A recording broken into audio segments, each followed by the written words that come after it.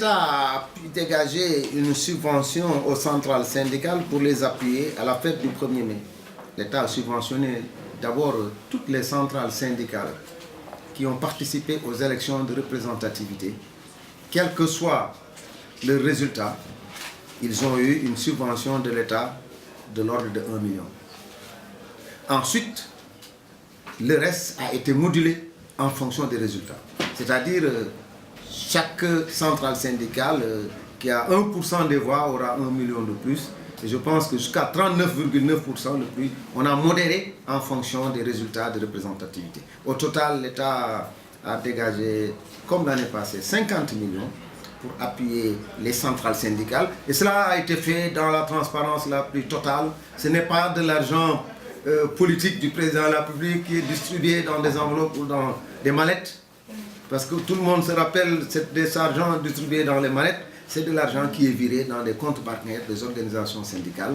Et je pense que c'est cet effort de transparence auquel la partie syndicale nous a soumise où on a pu arriver à faire le travail dans les conditions les meilleures. Mais cela, c'est pour les appuyer dans le cadre de la préparation du 1er mai.